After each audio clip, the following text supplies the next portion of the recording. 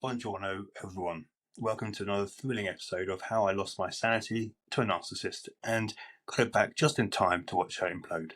Let me start with a public service announcement. If you've never dated a narcissist, congratulations. You've missed out on the emotional equivalent of a car crash inside a house fire during a divorce hearing. Now, let's get this straight. When a narcissist realizes they can no longer control you, it's not a peaceful party. It's not a tearful goodbye and a reflective moment of growth. It's psychological nuclear meltdown. It's the end of their Truman Show, and you're the actor who just walked off set. I didn't marry a woman. I married a war zone. Let me tell you something personal. I didn't fall in love with my ex-wife. I fell into a psychological trap, wrapped in lip gloss and fake vulnerability. Cried during Disney movies and smiled while emotionally gutting people. Like if Bambi and Hannibal Lecter had a baby with abandonment issues. In the beginning, she was intoxicating. She mirrored everything I was. You like mindfulness? Me too. Lovely. Next thing I know, she's screaming in the kitchen that my breathing exercises are passive-aggressive. It started subtly. A comment here, a dig there. Then come the reality bending. I could literally say, I didn't say that. And she'd be like, but I felt like you meant it. And suddenly I'm apologising for telepathic insults I didn't even deliver. She wasn't just in control. She was control. She had a PhD in psychological warfare. Self-taught, of course. And a thesis? How to slowly erode a man's soul while making him thank you for the privilege. You think you're in a relationship. You're not. You think you're building for a life together. Turns out you're just dressing for their delusion. A narcissist doesn't want a partner. They want a prop, a mirror that reflects back how fabulous, how clever, how victimized they are, especially while they're emotionally mugging you off with a smile. The minute you stop playing your assigned role, the enabler, the empath, the apologizer in chief, they turn on you like you've betrayed their sacred vow, which in a way you have, the unspoken vow to abandon your identity so that they can keep theirs intact. The minute you question them just once, you're not just wrong, you're evil, you're dangerous, you're abusive. And yes, they love that word. Especially when it's hurled at you, they're emotionally waterboarding you and setting your reputation on fire in a group chat on Facebook.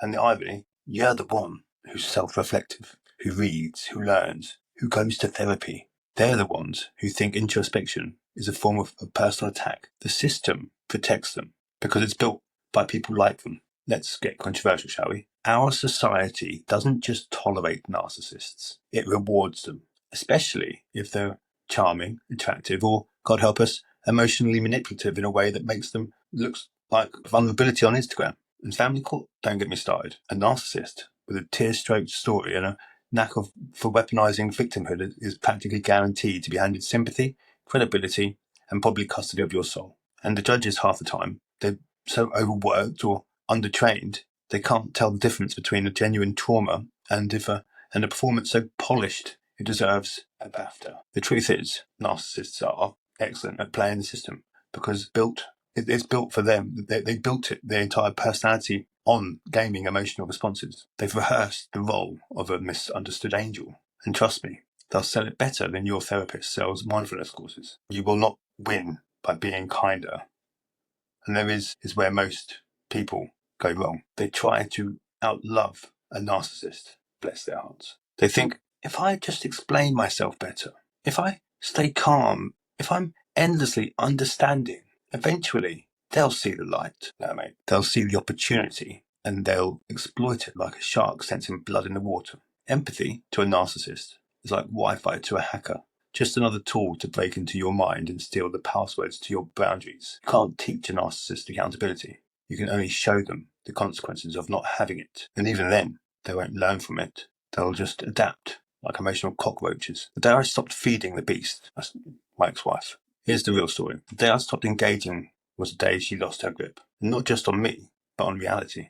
I stopped explaining. I stopped apologizing for things I didn't do. I stopped trying to keep the peace because in narcissist land, peace is just the silent interval between manipulations. I went grey rock, stone cold, emotionally unavailable, which, ironically, is what she'd been for years. But when I did it, suddenly it was abusive. Isn't it funny how your silence becomes violence the moment it stops serving them? You know, that broke her the most. Not rage, not resistance, indifference. Because they can handle hatred. They feed on it.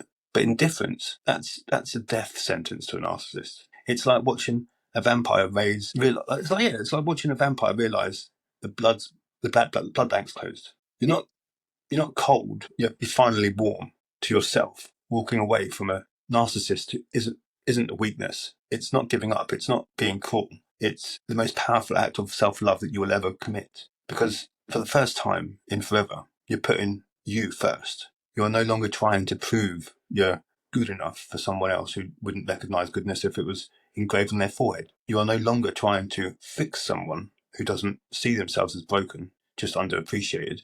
You're no longer trying to earn love that comes with a price tag and a return policy. And let's get one thing straight. This isn't a sob story. This is a fucking war story.